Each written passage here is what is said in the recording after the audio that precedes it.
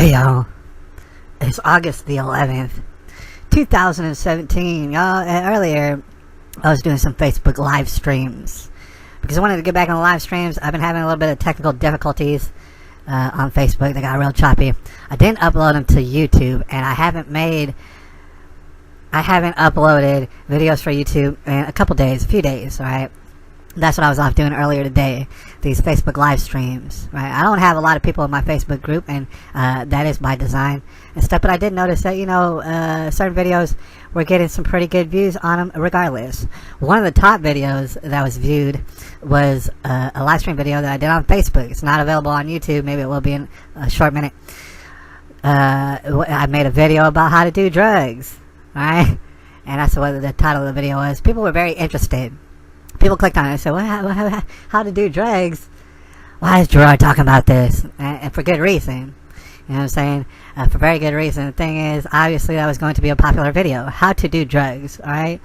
It is August the 11th, 2017, and you might have heard in the news, Donald Trump talking about, certain places in the country being basically they're in a state of emergency right now, as far as certain drugs to include, and especially opioids. And the governor of Maryland, in fact, Governor Hogan, I believe, he's also talking about, this is a disaster. People are losing their lives just like a natural disaster, and therefore we're in a state of emergency. And so, being as, we have this in context around us, we know of this and that, and these people who are losing their lives to drugs, or just basically throwing their lives away to drugs, alright, we all know people like that.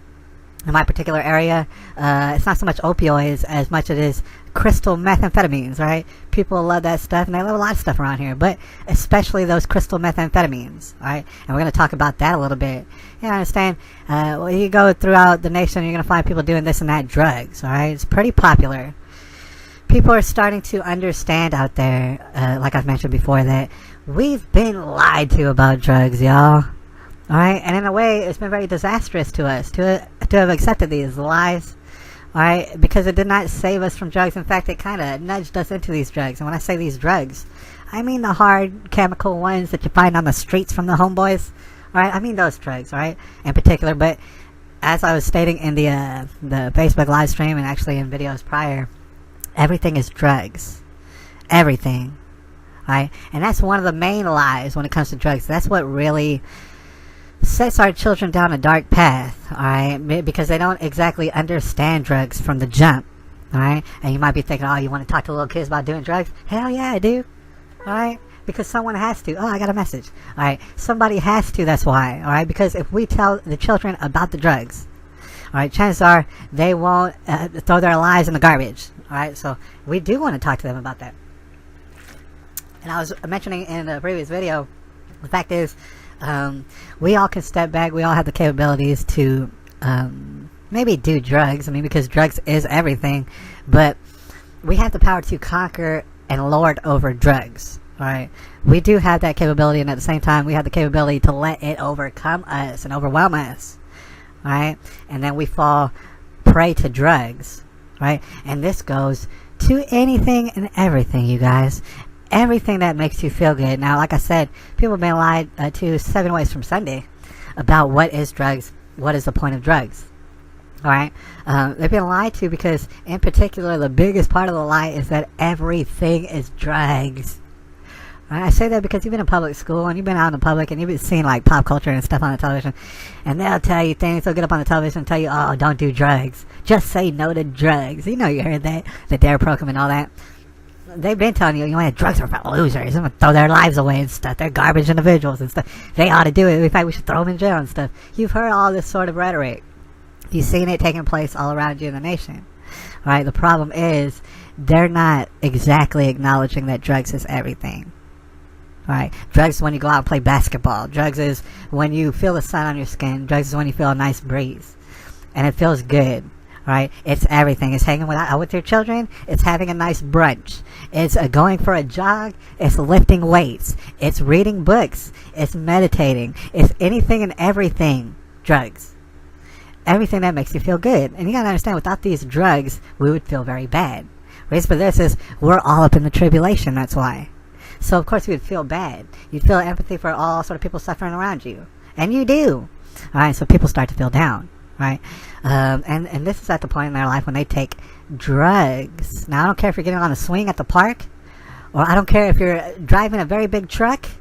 I don't care what you're doing if you're in a swimming pool splashing around. What I'm here to tell you is that it's drugs. Without it, you wouldn't feel so happy. What it does is it causes a chemical reaction in your brain. No matter what it is. And it sets off endorphins, stuff like that. Maybe hugging your lady or your man out there sets off endorphins. That's a drug.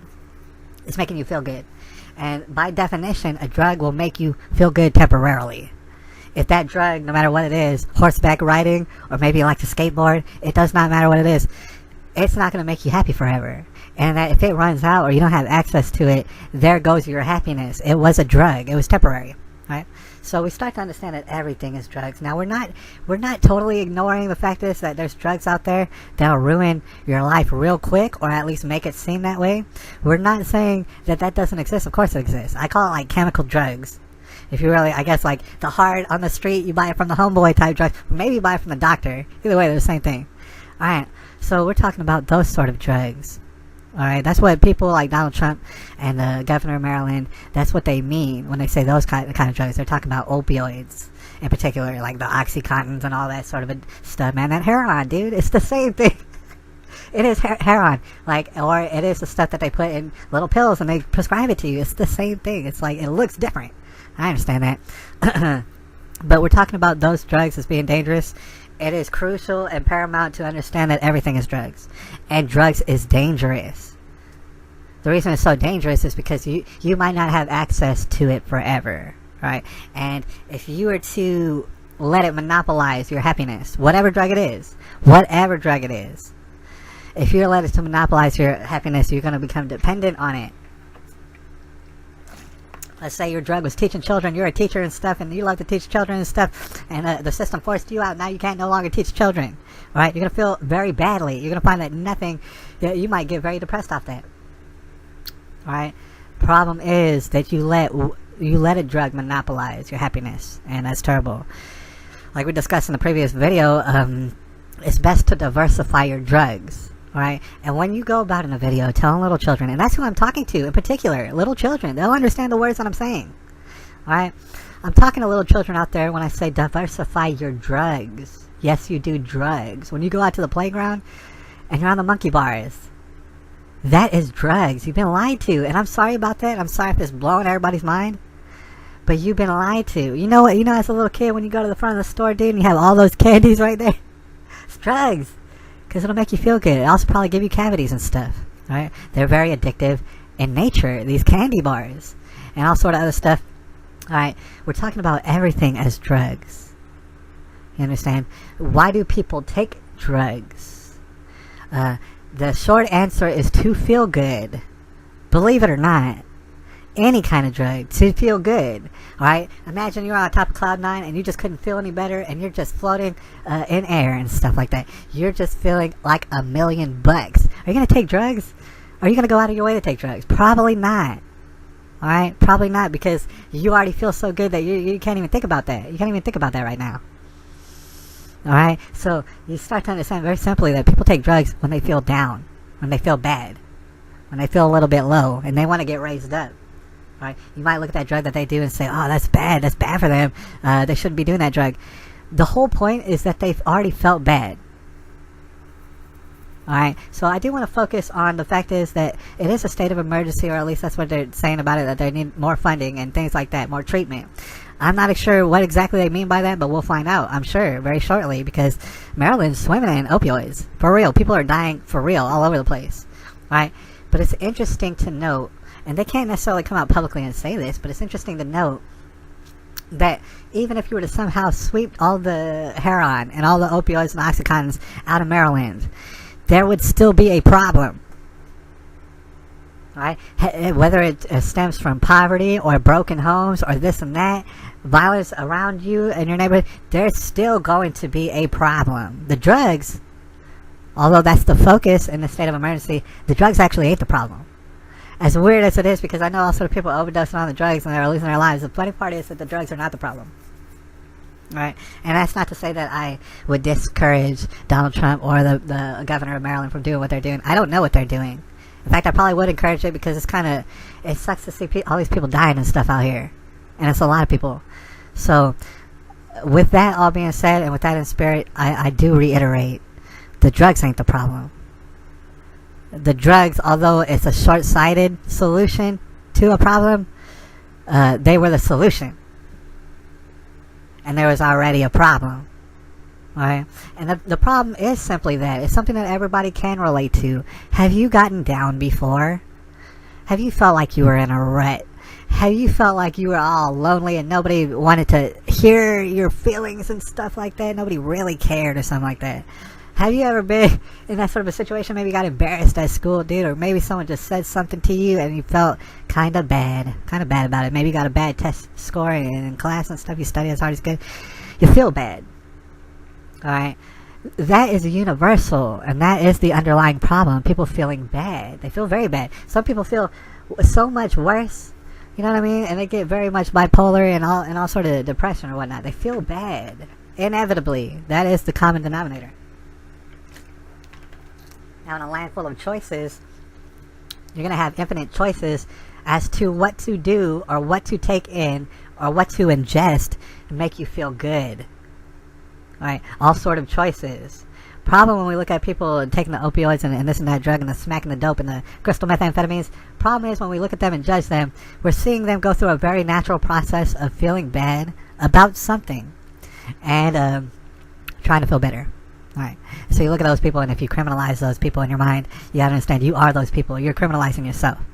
I mean, maybe you go to work all day and you just drink coffee and you eat nice little snacks and foods and stuff, and that's all you do, and you stay happy. Maybe you exercise, and you think you're a stand-up individual. Irregardless, you're doing drugs all day. All day you're doing drugs, and it does not matter what it is. Whatever makes you feel good.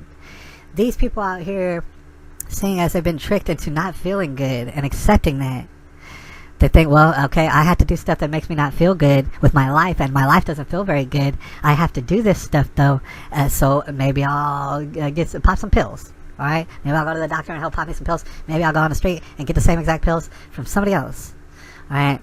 Maybe I'll do that.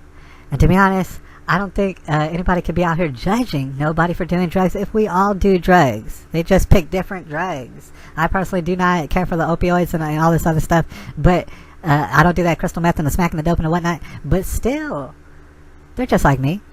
They're just like me. They want to feel good. Right? They want to feel better. Right? And you do have to understand, there is a facet of these young children. Young children are susceptible like nobody's business. Right? These young children out here, lots of times they want to feel good. Maybe they feel very bad. And so they wind up popping these pills or doing this and that. Drinking a lot of alcohol or something like that.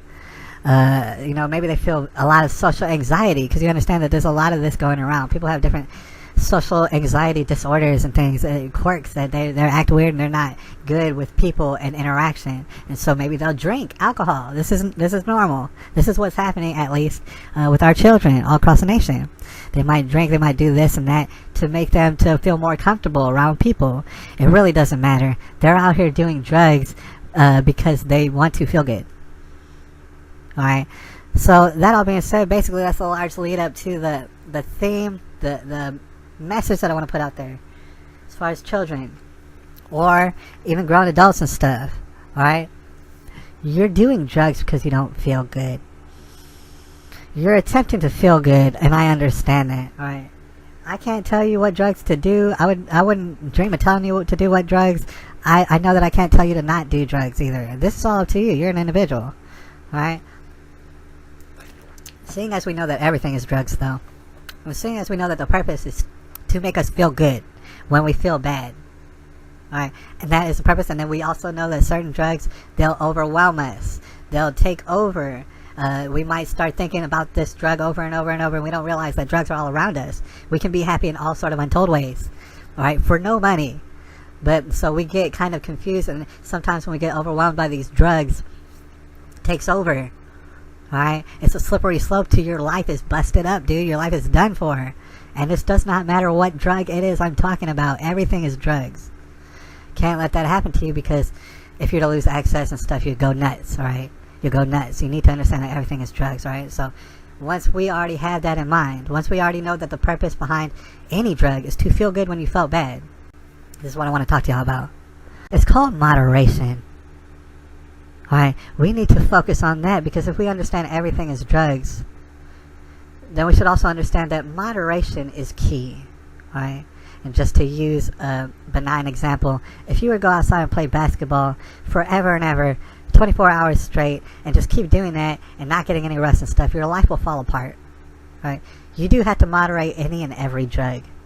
Any and every drug that you do. And I understand with children, and there's a lot of grown folks out there, but especially children around high school age and stuff, they know nothing.